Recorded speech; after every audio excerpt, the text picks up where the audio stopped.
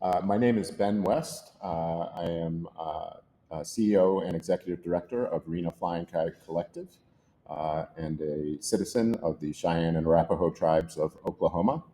RFCC is a Native-led nonprofit organization named after my great-grandmother, Rena Flying Coyote, or Loahoevat, which means standing out woman in Cheyenne. And our mission is to enable Native storytellers to be the driving force behind the telling of our own stories, because for a long time we were not, and we are trying to be a part of the solution to that problem. And my name is Yancey Burns. I'm the COO of Rena Flying Coyote Collective. I'm a filmmaker, an attorney, and a farmer. So if any of your listeners need any filmmaking, attorney, and or farming done, just give me a holler. I operate out of Washington, D.C. by way of West Virginia. I've been working with Ben for about 7 years since we made the film Imagining the Indian, the fight against Native American mascoting, which Ben directed and produced and co-wrote, and which I co-produced and co-wrote. Yancey, do you want to talk a little bit about how the current atmosphere that we live in, political atmosphere we live in, has affected Rena Flying Coyote Collective and the work that we aim to do?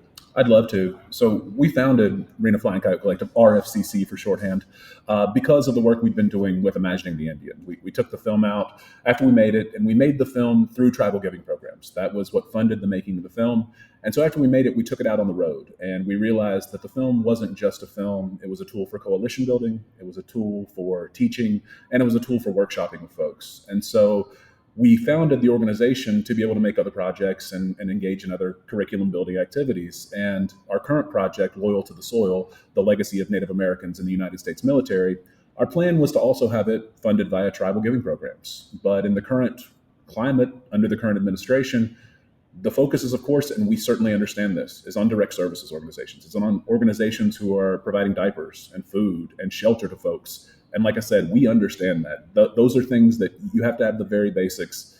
But we also understand that arts is vital to survival. It's vital to our society, and it's vital to a functioning democracy. And so we are bearing the brunt of that right now, but we're figuring it out.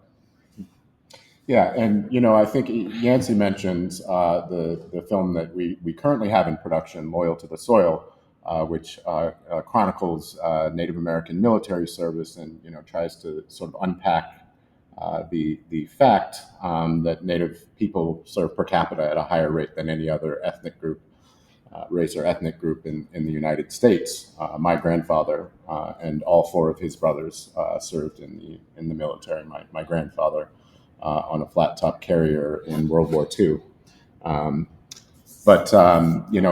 Another in speaking about how the current environs that we are all living through, really at this time, yes, it has affected us as an organization, as Yancey has detailed. But it also, we're making a film about Natives in the U.S. military, and once this administration came into power, they have tried to re-erase. This is a third or fourth round of erasure. They took Native participation in Iwo Jima. They tried to whitewash that.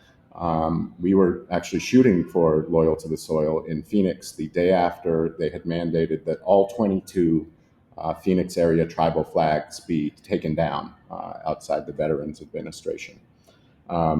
So this is having an effect on Native people in so many ways, and it really does come down to that term I use, erasure, which is all a part of dehumanization, which is at the core of all of the work that Rena Flying Coyote Collective does. And I would close with the fact that we named our organization after my great grandmother, Rena Flying Coyote Collective, for a reason. Rena unfortunately died during the Spanish flu in the early 1900s, but it is the strength and resilience that she instilled in her 5 sons, which is the reason that my family is still connected to community in the way we are, and we hope to use that strength and resilience exhibited by Rena to continue our own work.